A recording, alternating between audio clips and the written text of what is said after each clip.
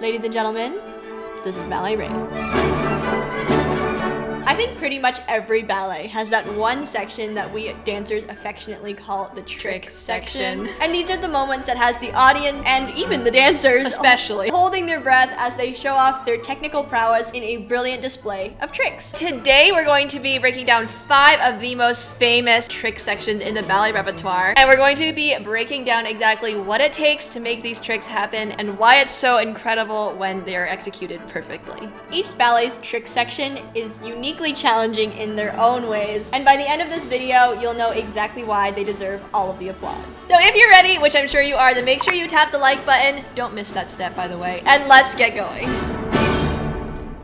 All right, getting into the top 5 trick sections from famous ballets. I think it would be a sin to not start with the most famous trick section in the entire ballet repertoire ever. And this is, of course, the Black Swan Fouettes from Act 2 of Swan Lake. So basically at this point in the ballet, our male protagonist, Prince Siegfried, is at his sort of birthday ball, and the Black Swan, or Odile, has made her entrance to sort of kind of bewitch everyone in her favor in hopes of getting Siegfried to renounce his vow to Odette.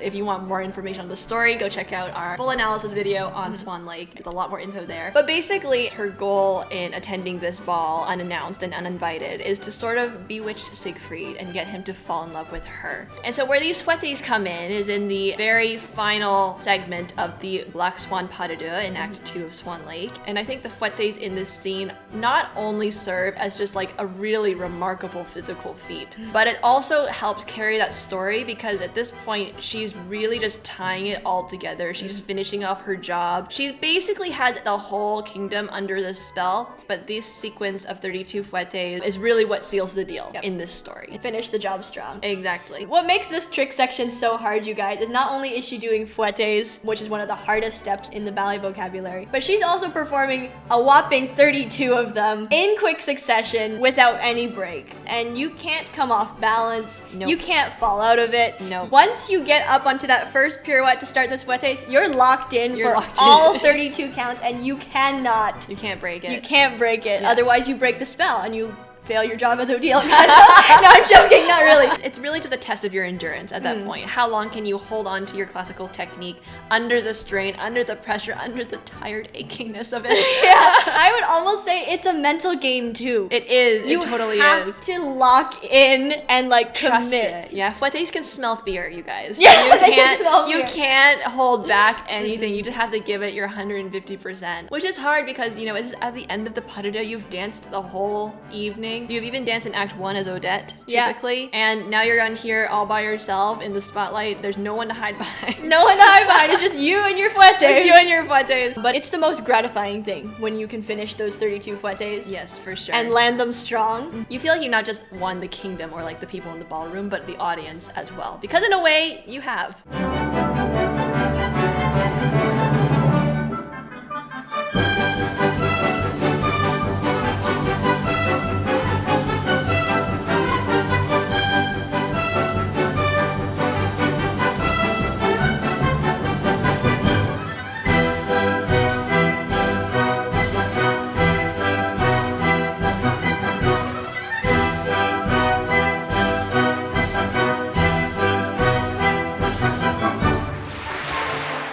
The second iconic trick step in ballet vocabulary, we're gonna go over to our gentleman this time. And I think similarly to the 32 fouettes, this is kind of the male equivalent, you know, in the sort of classical ballet realm. And this is Albrecht's Entrechasses in Act 2 of Giselle. In terms of the story, our male protagonist, Albrecht, has just lost his love, Giselle. Yeah, and he betrayed her. Well, he killed her. He killed her Inadvertently, he killed. It's complicated. Again, refer to the analysis. But anyways, he goes into the forest at night to weep at Giselle's grave, but then he gets ambushed by the wheelies, bloodthirsty ghosts of young women who have died after being betrayed by the lovers before their wedding day. And they're specifically out for male blood to kind of like get even. To get even for their betrayal. For their betrayals and stuff. Yeah. So they capture Albrecht, and the way that they kill these men is they force them to dance until they die. Yes.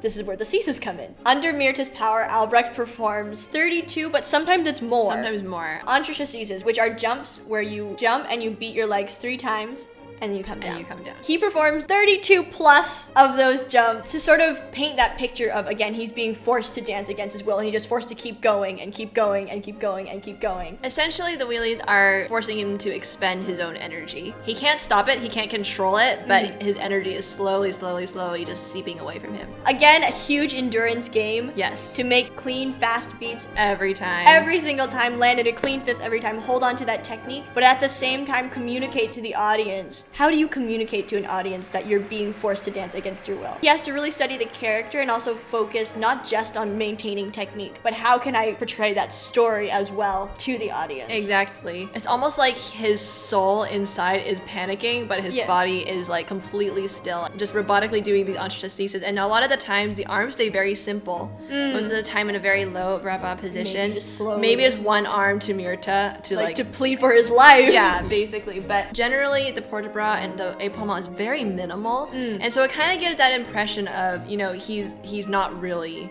the one in control here. It's a difficult artistic nuance Yeah. on top of the difficult technical feat. Yes. As Oh my well. goodness. And so when you see it together, it's one of the points of ballet that I find genuinely harrowing. Yeah, it is But like scary. in the best way. When it's done well, it's matchless. Yeah, it takes your breath away. It really Yes. takes your breath away. Go check it out.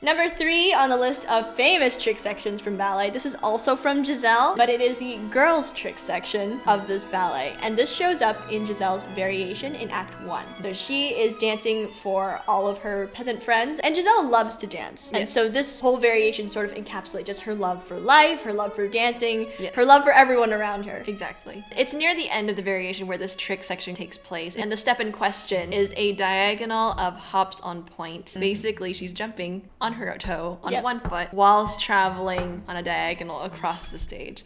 And I think that this is one of those moments artistically where it was just so perfect. And it's so authentic to Giselle's character because she's naturally very understated, a little bit more shy almost. And so this little step, it's like... It's dainty. It's dainty. It's very small, and it's very simple in terms of like the movement itself, and the music that accompanies this part of the variation is also very small. It's almost meek, but it's playful. Cute. But it's cute and playful at the same time. And so oftentimes she'll have some gentle port de bras to, you know, acknowledge the people around her, maybe the audience who are watching, to portray that sort of sweetness and sort of gentility with all of the people around her. When it comes to hops on point, it requires so much strength in the supporting leg, the leg that you're hopping on.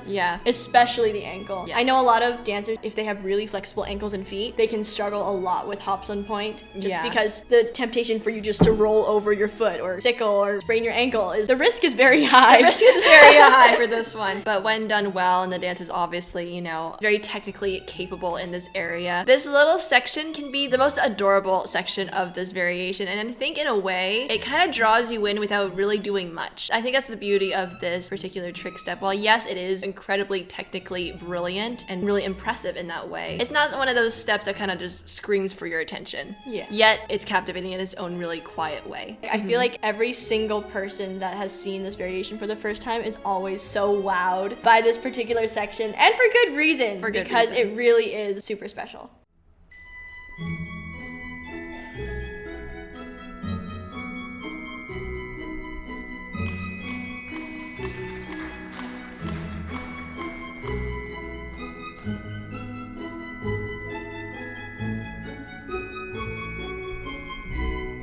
The next one is also from a variation. I feel like variations or solos within the ballet are probably the most common place to find trick sections because they're sort of geared to show off the dancer's technique. But this one is from Don Quixote, and this is Khitri's pirouettes from Fifth from her Act 1 variation. To be honest though, this entire variation is kind of a trick moment in itself. It's like 45 seconds long of just go, Let's- go, go, go, go, yeah, go, go. honestly. But the pirouette from Fifth in itself is kind of like the final passage of this variation and is obviously at the height of the music, the height of the energy, the height of the action, and it really gives this impression of just a flurry. Not just from her doing her pirouettes, but also emphasized generally with the matadors in the back swirling their capes to kind of like draw more attention and drama to the action. Exactly. So basically what the ballerina has to do is she has to start in fifth position and then she does a pirouette, closing back in fifth, and she just repeats it. Pirouette, pirouette, pirouette. While she's doing the pirouette, she has to travel ever so slightly on a diagonal across the stage, and then at the end,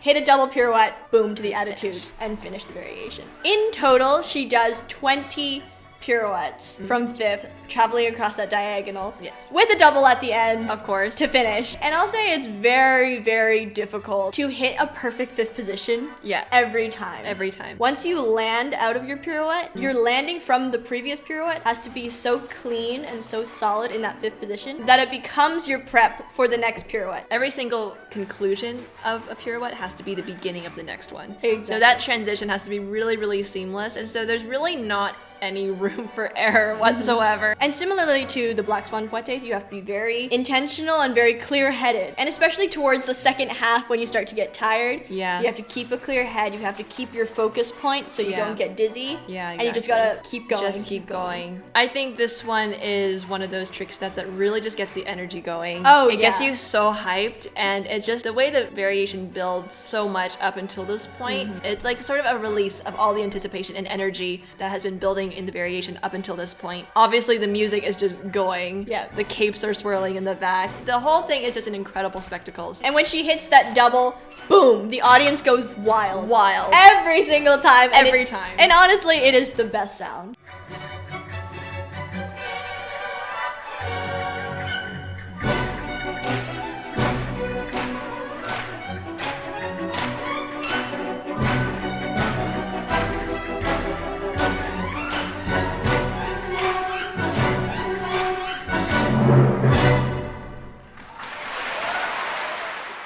Alright, you guys, last one for today, and this one might be one of my favorites of all time. This moment we're going to be talking about are the iconic Rosadage balances from the ballet The Sleeping Beauty, and this one is just, it's so iconic. Basically, for context, our protagonist, Princess Aurora, she is at her 16th birthday party, and in celebration of her sort of coming of age, she is presented with 4 suitors from which to choose her husbands. And this moment, this sort of trick step with these attitude balances in the story is meant to symbolize those polite sort of interactions, like maybe a greeting, maybe she gets to meet them to say hello. It's kind of representing that. And so I feel like the energy here is, while the music is very grand, because it's sort of like, you know, a big ballroom scene, it's a big moment, but the energy is still very understated, very polite, very courteous, very cordial. Just a tiny bit of curiosity. Yeah, a little bit of curiosity in there as well. In this section, the ballerina takes the hand of the first prince and steps up to a balance in attitude. Then she lets go and holds that balance. And while she's holding the balance, the first prince steps away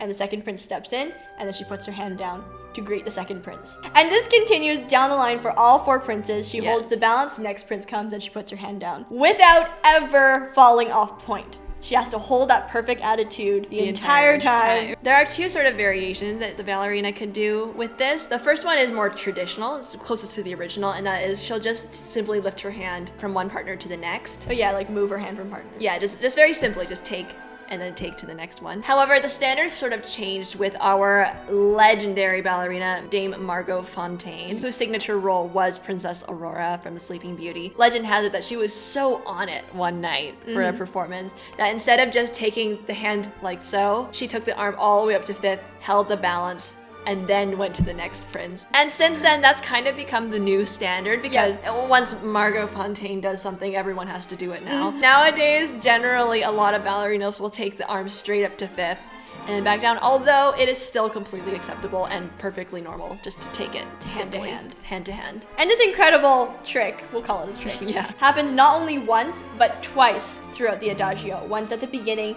and once at the very end. Exactly. And at the end, not only is she expected to hold the balance, but each time she takes the prince's hand, he takes her around in a full promenade. Yes.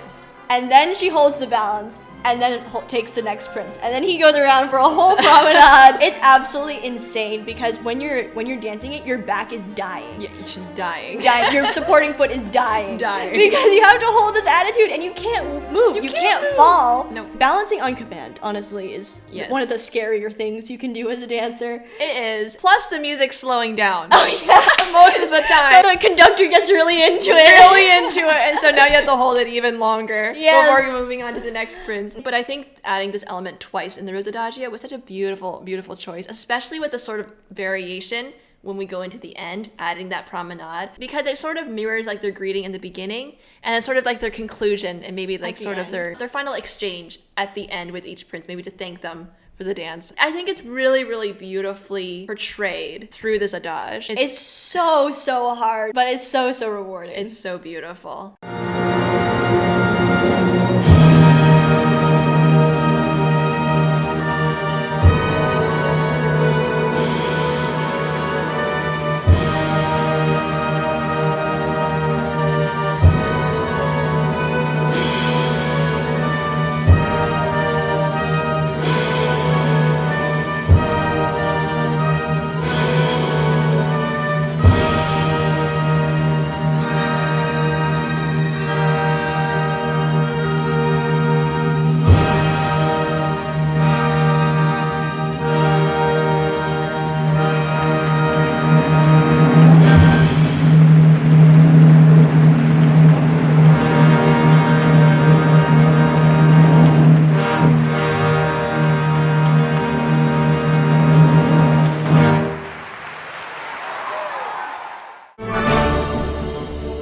There you have it, everybody. Those were 5 of ballet's most famous trick moments. Hopefully this video could help you to understand and appreciate more about these infamously difficult passages. And especially to appreciate all of the hours and hours and hours and hours of hard work that dancers put in the rehearsal room to be able to accomplish all of these steps with seemingly perfect ease. Make sure you share this video with the people in your life that still believe that ballet is easy. Oh my god, seriously. I'm joking, but not really. And also make sure to share it with someone in your life who is looking to learn more about the secrets behind these iconic ballet moments. Obviously, this list is just barely scratching the surface of the many trick sections of ballet. So if you guys want a part 2 or just want to chime in with your favorite trick moments in ballet, then make sure you let us know in the comments. We do read them all, and we'd be so interested to hear from you. If you've been enjoying our content so far and you have not subscribed yet, what are you doing? Go hit the subscribe button. We would love to have you as part of the Ballet Nerds, and we want to hang out with you again. We would love to give a huge thank you to all of our subscribers and also to all of our patrons. Thank you so much for your support and for helping us to keep doing what we do for you guys on YouTube. And if you're interested in becoming a patron but you haven't yet, make sure you click the link in the description box or go to patreon.com/BalletRain to keep funding the future of Ballet Nerd content here on Ballet Rain. Anyways, I think that is all from us for now.